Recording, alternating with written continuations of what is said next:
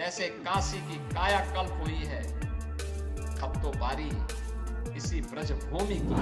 विकास के लिए पैसे की कोई सीमा नहीं, कृपा बनी रहे, यहां का विकास होगा, पूरा विकास होगा। आदरणीय प्रधानमंत्री जी के नेतृत्व मार्गदर्शन में काशी की कायाकल्प हुई है।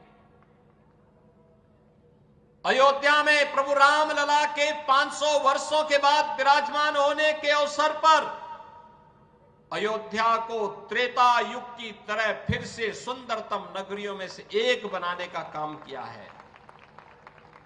और अब जब महाकुंभ प्रयागराज के कार्यक्रम को सकुशल संपन्न करने के बाद अब हमें फुर्सत मिली है।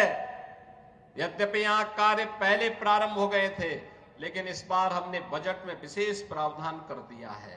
और आप आश्वस्त रहिए, बस आप आशीर्वाद देते रहिए, इंतजार करिए।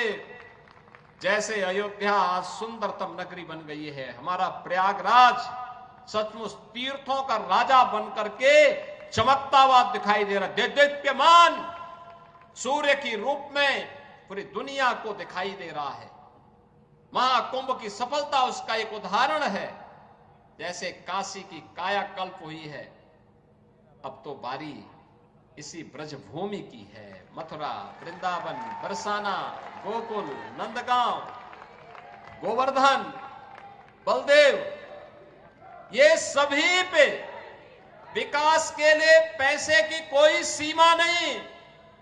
मैंने पहले भी कहा, विकास की इन योजनाओं को आगे बढ़ाने के लिए मैंने कहा, होली के अवसर पर राधा रानी के श्री चरणों में इससे बड़ा निवेदन करने का अवसर दूसरा नहीं मिलने वाला है कि मैं होली के अवसर पर, क्योंकि इस समय उनका आशीर्वाद विशेष रूप से इस भूमि को प्राप्त होता है।